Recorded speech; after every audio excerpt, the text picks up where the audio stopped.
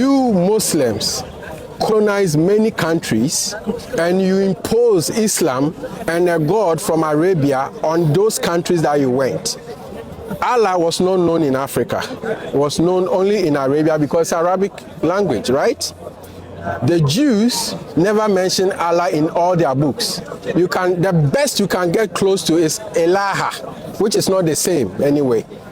So the name Allah is not known by any of the previous prophets. It's a new name, and according to the Torah, we don't need to follow a God that is not known by our forefathers. Now, for you to say we Africans worship a white man, it shows you are ignorant.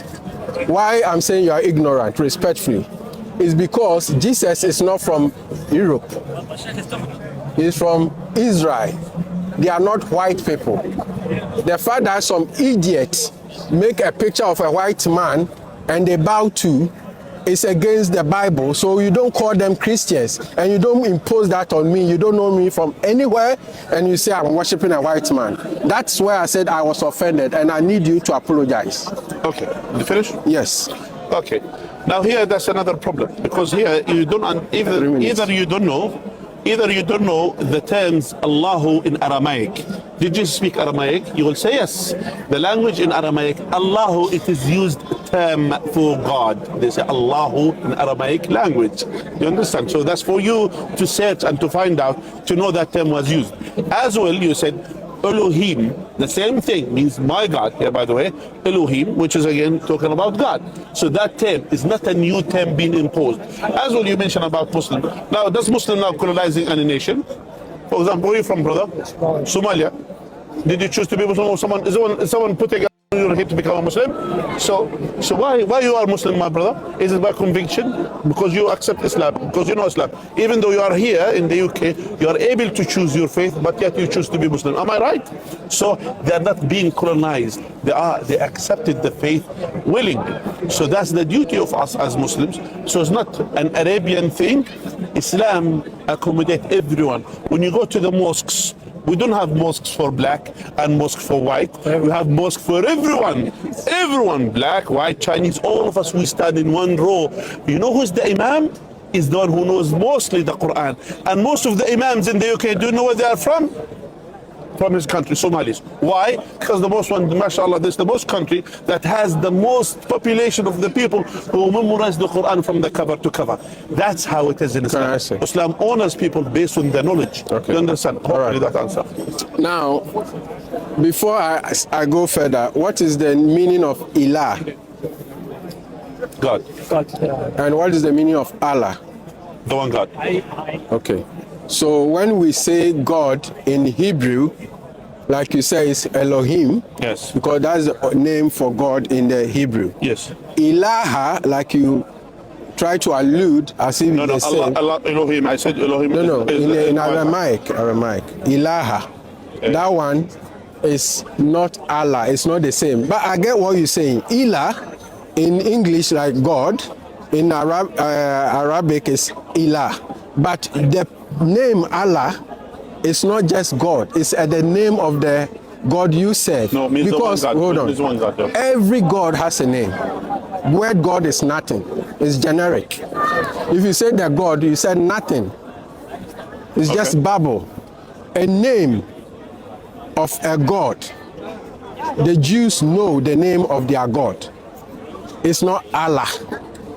The name in the Old Testament is written in caps, Lord, capitals. But in the Hebrew language, there's no capital. No, the Lord capitals shows the name.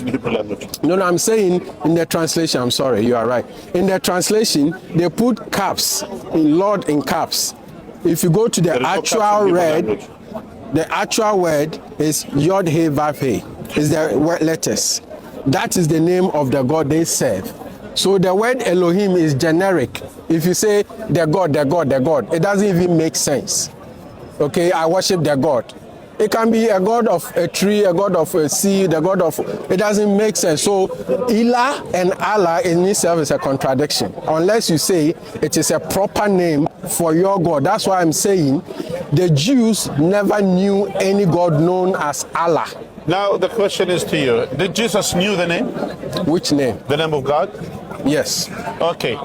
If you go, by the way, and read, by the way, some Syrianic actually Bibles, which they try to bring it, they use Allah for you to know. It's for you to know, which means Jesus has used that term, that Aramaic name, which Jesus didn't speak your language. Jesus speaks, or he spoke Aramaic and he spoke Hebrew. So, and the New Testament is actually should be written in Aramaic, which is there is no copy, a single copy of this in Aramaic language whatsoever. All right. The Old Testament, thanks to the Jews, by the way, not for you, not for the Christian, that they have preserved the the preservation of the Old Testament in Hebrew language. But the New Testament, it was later on preserved in Old Greek language, which is the first, patch that they found is nearly 100 and something years after Jesus. It's one patch or two patches, and then later on they tried to compile it in a Greek language. The irony is, Jesus never speak Greek at all in his life. Never communicate to no one with the Greek. No one speak Greek. I don't know where the heck Greek came from. Okay. That's first. Now adding to this, so let's use the term which is used in Greek language. What language? What the Greek has used for God? You see, this is the problem. So that's why we were talking about the unique term of Allah. Yeah, in Arabic, and as well in old Aramaic language. Yeah, that means the one God. That's what it means. That is why the Christian, for you to know, that's the fallacy you don't know. The Christian in my country, which we have some Christian who are Arabs, and they use they have even Orthodox Christian. They use the term Allah. How we use it? They will use it exactly the term Allah as I'm saying it. Because so it's not imposed on them.